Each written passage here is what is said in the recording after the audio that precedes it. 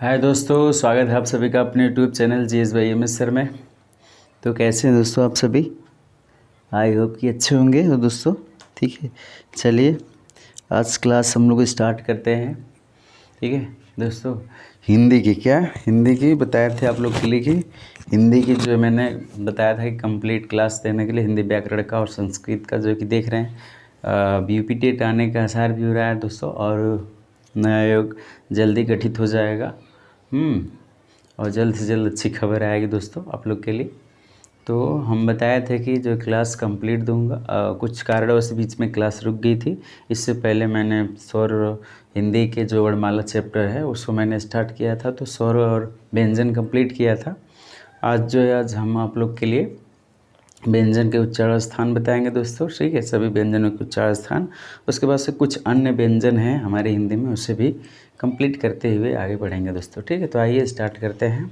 ठीक, इससे पहले हम आप लोग के लिए स्पर्श व्यंजन, ठीक है, उसके बाद से अंतस्थ व्यंजन, उष्म व्यंजन, संयुक्त व्यंजन, उच्छिप्त व्यंजन, आयोगवा, सारी चीज़ें मैंने बता रखा है। ठीक है दोस्तों, तो आज हम लोग देखेंगे सभी व्यंजनों के उच्चारण स्थान। मैंने एक सूत्र के माध्यम से, संस्कृत के सूत्र के माध्यम से उसे आप लोग के सामने रखने की कोशिश कर रहा हूँ। ठीक है, जो कि जिससे आप लोग को याद करने में सहूलियत हो। ठीक है, आइए देखते हैं। तो जैसा इधर देख रहे हैं दोस्तों क्या है, तो इधर आप लोग के लिए है, देखिए दोस्तों इधर आप लोग के लिए मैंने लिख रखा है। पहला सूत्र क्या है? अकुह विसर्जनीयानाम कंठ। क्या है दोस्तों?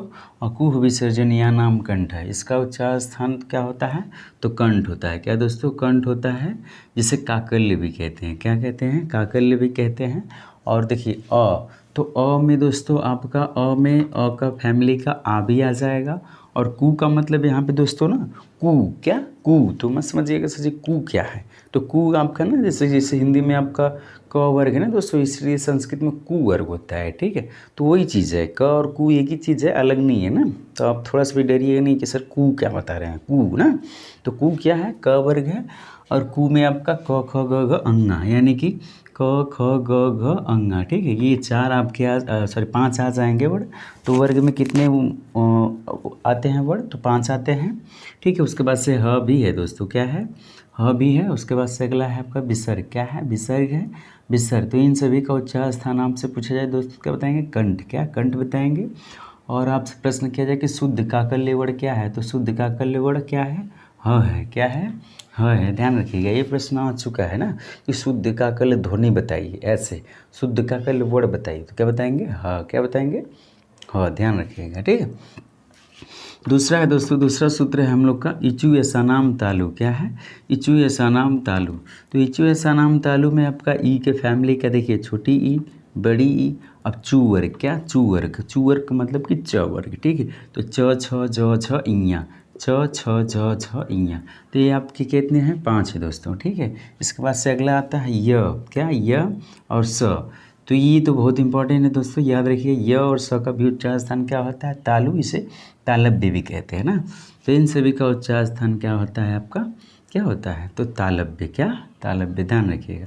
अगला है दोस्तों आपका ऋतु रसानाम मूर्धा। क्या है? ऋतु रसानाम मूर्धा। तीसरा आपका सूत्र ऋतु रसानाम मूर्धा। इसके अंतर्गत दोस्तों आपका देखिए, तो इसके अंतर्गत आपका आता है, ठीक है, तो छोटा री, बड़ा री, अब टू वर्ग। क्या? टू वर्ग में आपका आ जाएगा ट ठ ड ढ ढ, ट ठ ड ढ ढ, उसके बाद र और स। तो इन सभी का उच्चारण स्थान क्या हो जाएगा? मूर्धा या मूर्धन्य हो जाएगा। ठीक है, अगला है दोस्तों हम लोग का चौथा सूत्र है। चौथा सूत्र आता है लितुलसानाम दंत। क्या है? लितुलसानाम दंत। और इसके अंतर्गत जितने वर्ड आते हैं उसका उच्चारण स्थान दंत होता है, ली हो जाएगा दोस्तों। उसके बाद तू वर्ग में है, तू वर्ग, तो त थ द ध न, त थ द ध न। उसके बाद से ल और स। क्या? ल और स। उसके बाद से आगे क्या है? तो इन सभी का उच्चारण स्थान दंती या दंत बोलेंगे। क्या? दंती या दंत बोलेंगे। ठीक है, याद रखें दोस्तों। अगला है दोस्तों पांचवा सूत्र हम लोग का है। तो पांचवा है क्या? उपधमानियानाम ओष्ठ। क्या?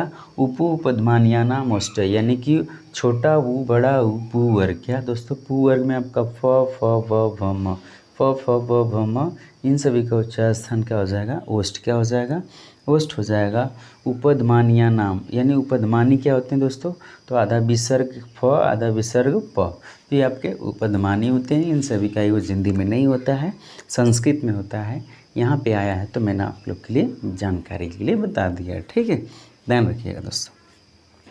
ये थे दोस्तों हम लोग का 5 सूत्रों के माध्यम से इतने वर्डों का उच्चार स्थान। ठीक है, अगला है दोस्तों बहुत ही महत्वपूर्ण है वकारो दंतोष्ट सूत्र। क्या है? वकारो दंतोष्ट सूत्र है और इस सूत्र के माध्यम से व का उच्चार स्थान याद रख सकते हैं आप, दंतोष्ट। क्या होता है? दंतोष्ट। ठीक है, अगला है दोस्तों इदैतो कंठ तालु। क्या है? इदैतो कंठ तालु, जिसका उच्चार क्या होता है? ए और ए। तो इन सभी का उच्चार स्थान क्या होता है? कंठ तालु होता है। कैसे होता है दोस्तों? हम बताए थे कि अ प्लस क्या ई मिल करके आपका ए बनता है, तो इसका उच्चार स्थान कंठ हो जाता है, इसका हो जाता है तालु। ठीक है, क्या हो जाता है? तालु। अब बन गया दोनों कंठ तालु। बना कि नहीं बना? बोलिए हाँ कि ना? तो बना ना। तो ये देखिए दोस्तों आपका इसी तरह बन जाता है, तो इसीलिए इसे कंठ तालु कहते हैं। क्या कहते हैं? कंठ तालु कहते हैं दोस्तों। ठीक है, अगला है दोस्तों हम लोग का उदैतो कंठोष्ठ। क्या? उदैतो कंठोष्ठ है। उ और औ का उच्चार स्थान क्या होता है? कंठोष्ठ होता है। उ कैसे बनता है दोस्तों? तो वो बताया था कैसे बनता है। तो उ अ बनेगा, उ बनेगा, अ का कंठ होता है, उ का क्या होता है? आपका ओष्ठ होता है कि नहीं होता है? बोलिए हाँ कि ना? तो कंठ हो जाएगा, ओष्ठ तो कंठोष्ठ हो जाएगा। क्या हो जाएगा? कंठोष्ठ हो जाएगा गुड्डा। ठीक है, तो ये है दोस्तों आप लोग के लिए। ठीक है, तो दोस्तों ये है आपका कंठोष्ठ हो जाएगा, तो याद रखिएगा उदैतो कंठोष्ठ, यानी उ औ का उच्चार स्थान क्या हो जाएगा? कंठोष्ठ। क्या हो जाएगा? कंठोष्ठ हो जाएगा। और आपका अगला है दोस्तों पंचमा अक्षर, यानी वर्ग का पंचमा अक्षर का उच्चार स्थान क्या होता है? नासिका। जैसे कि अंगा य ण न म, इन सभी का उच्चार स्थान क्या मानेंगे? नासिका। क्या मारेंगे? नासिका। अगर ध्यान रखिएगा दोस्तों प्रश्न बड़ी फंसाते हैं। कैसे फंसाते हैं? अगर आपका सिर्फ पंचमा अक्षर आए, अंगा आ जाए, का उच्चार स्थान, ऐसे प्रश्न बने का उच्चार स्थान क्या? उच्चारण स्थान। ऐसे प्रश्न आए तो उसका मारेंगे उत्तर क्या? तो इसका आंसर आप लोग लगाएंगे नासिका। क्या लगाएंगे? नासिका। सदैव याद रखिएगा क्या लगाएंगे? नासिका। अगर प्रश्न यही दोस्तों प्रश्न थोड़ा सा घुमाएगा, प्रश्न अगर करेगा क्या? ऐसे क और फिर अंगा। ठीक है, इन सभी का उच्चार स्थान का उच्चार स्थान। ठीक है, का उच्चारण स्थान, तब यहाँ पे आपका उच्चार स्थान कंठ हुआ। क्या होगा? कंठ होगा, तभी ये आंसर होगा। ठीक है, ध्यान रखिएगा। अगर प्रश्न ऐसे बने वर्ग के पंचमा अक्षर अगर वर्ग किसी वर्ड के साथ आएगा तो उसके वर्ग का उसका उच्चार स्थान होगा। अगर आपका दोस्तों पंचमा अक्षर अकेले आए तो उसका उच्चार स्थान नासिका होगा। क्या होगा? नासिका होगा। ठीक है, तो ये बातें हमें लग रहा कि आप लोग को दोस्तों क्लियर हो गई होगी। ठीक है, तो ठीक है, तो ये था हम लोग का सर विभिन्न वर्ड को उच्चार स्थान देख लिए हम लोग व्यंजनों के। ओके दोस्तों, आगे जो बचा हुआ है व्यंजन अन्य मैं कवर कर दूंगा दोस्तों, और आप लोग के लिए अब डेली क्लास मिलेगी। ठीक है, हिंदी की जैसे व्याकरण की अब स्टार्ट करूंगा मैं, तो चलते रहूँगा जब तक पूरे कम्प्लीटली मैं पढ़ा ना दूँ ग्रामर। ठीक है, तो ओके दोस्तों, अगर वीडियो अच्छा लगा दोस्तों तो लाइक करिए, शेयर करिए, सब्सक्राइब करिए दोस्तों। Okay, bye bye, take care. ठीक है दोस्तों, और अच्छे से मस्ती अप्लाई करते रहिए। Okay, bye bye, take care.